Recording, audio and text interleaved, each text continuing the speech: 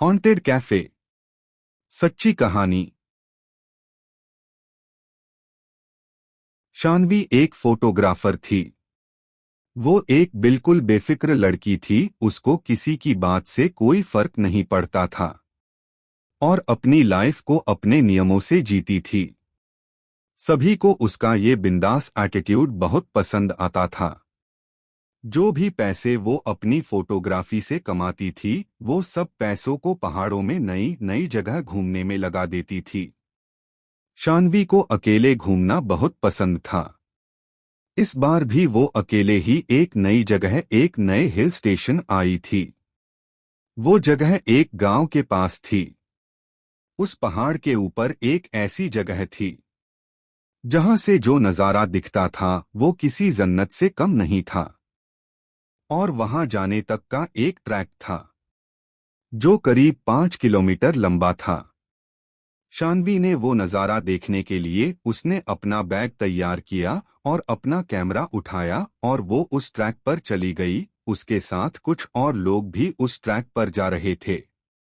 शानवी बस ऊपर के व्यू के बारे में सोचती हुई, खुद को मोटिवेट करती बस ऊपर चढ़े जा रही थी। कुछ दूर चलते ही शानवी को पहाड़ के ऊपर जा रहा एक कच्चा रास्ता दिखा। शानवी ने ठीक से देखा तो वो कच्चा रास्ता ऊपर जाके ट्रैक के रास्ते पर मिल रहा था। शानवी को लगा वो एक शॉर्टकट है और शानवी को ट्रैकिंग का काफी अनुभव था, तो उसने वो कच्चा रास्ता ले लिया। उस कच्चे रास्ते पर चलते हुए करीब आधा घंटा हो गया था।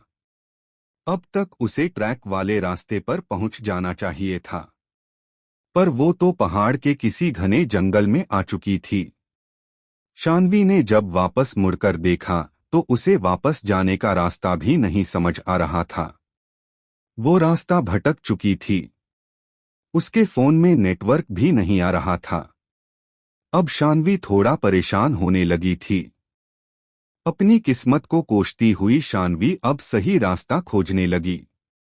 भूख के मारे उसकी जान निकले जा रही थी कि तभी उसके सामने कुछ ऐसा आया जिसे देखकर उसे अपनी आंखों पे यकीन ही नहीं हो रहा था।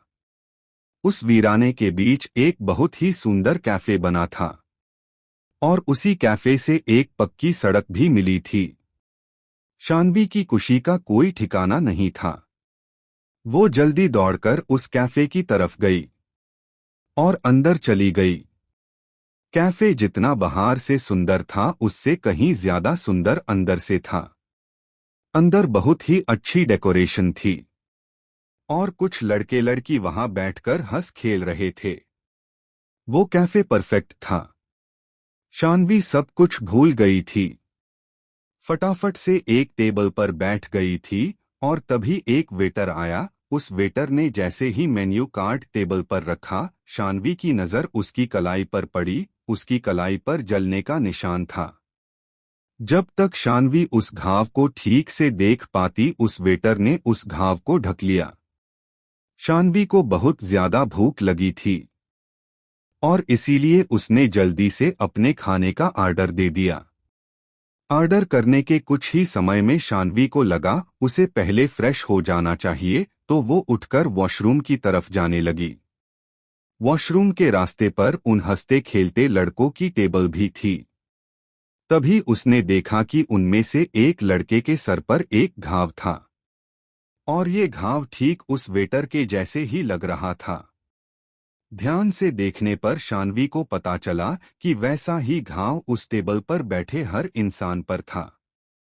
किसी के चेहरे पर तो किसी के हाथ पर। शानवी उन घावों को देखने में इतनी गुम हो गई कि उसने ध्यान ही नहीं दिया कि वो हंसते खेलते लोग अब बिल्कुल शांत हो गए थे और वो शानवी को बहुत ही डरावने तरीके से घूर रहे थे। शानवी को लगा कि शायद उसके ऐसे देखने पर वो लोग नाराज हो गए हैं। वो सॉरी बोलकर वहां से सीधा वॉशरूम चली गई। वॉशरूम में मुंह धुलते हुए वो उन घाव के बारे में सोच रही थी। मुंह धुलने के बाद जब उसने सर उठाकर शीशे में देखा, उसकी रूह कांप उठी। उस वॉशरूम के शीशे में वो वॉशरूम पूरा जला हुआ दिख रहा था। अचानक उसे बहुत जोर जोर से लोगों की चीखों की आवाज आने लगी, लेकिन ये सब कुछ थोड़ी ही देर में बंद हो गया। और जब तक शान्वी कुछ समझ पाती, सब कुछ पहले जैसा हो गया था। शान्वी को लगने लगा कि इस जगह में कुछ तो गड़बड़ है, पर उसे इतनी भूख लगी थी कि उसने सोचा कि जल्दी से जल्दी अपना पेट भर के वहां से निकल जाएगी। शान्वी सर झुकाकर अपनी टेबल पर पहुंची और अपने खाने का इंतजार करते हुए उसने एक सिगरेट जलाई और उसे पीने लगी। शान्वी ने सिगरेट का धुआं छोड़ते हुए देखा कि पूरे कैफे में बिल्कुल सन्नाटा था और कैफे में मौजूद हर एक इंसान उसे ही घूर कर देख रहा था। उनकी आंखों में इतना गुस्सा था कि शान्वी घबरा उठी। देखते ही देखते उन सबके चेहरे बदलने लगे और उनके शरीर बिल्कुल काले पड़ गए। वो वेटर जो शान्वी से बहुत हंसकर बातें कर रहा था, अब शान्वी की तरफ गुस्से में तेजी से दौड़ता हुआ आ रहा था। शान्वी ने सहम कर अपनी सिगरेट को पानी के गिलास में डालकर बुझा दिया। शान्वी को कुछ समझ नहीं आ रहा था और वो बहुत ज्यादा डर चुकी थी। इससे पहले वो कुछ कर पाती, उसने देखा कि वहां बैठे लोग जिनके शरीर काले पड़ रहे थे अब राख की तरह टूट रहे हैं। ये देखकर डर के मारे शान्वी की जान निकल गई। वो अपना सामान उठाकर जैसे तैसे उस कैफे से बाहर भागी और जब उसने वहां से निकलकर पीछे मुड़कर देखा तो उसे वो खूबसूरत कैफे नहीं, एक पुरानी जली हुई बिल्डिंग दिखी। वहां शान्वी बिना कुछ सोचे बस रोड पर भागती गई। रोड पर भागते हुए उसे एक गाड़ी दिखी और उस गाड़ी में उसी एरिया में रहने वाला एक आदमी था। शान्वी की ऐसी हालत देखकर उस आदमी ने उसे अपनी गाड़ी में बैठा लिया। शान्वी ने उसके साथ हुआ हादसा जैसे तैसे उस आदमी को बताने की कोशिश की। शान्वी को लगा था कि वो आदमी उसे पागल समझेगा, पर उस आदमी ने कुछ ऐसा कहा जो शान्वी ने कभी सोचा भी नहीं था। उसने शान्वी को बताया कि जिस जगह की वो बात कर रही थी वो कई साल पहले एक कैफे हुआ करता था। एक बार एक कस्टमर उसी कैफे में बैठा हुआ सिगरेट पी रहा था और उसने सिगरेट को बिना बुझाए ही अपनी टेबल के पास ही फेंक दिया था।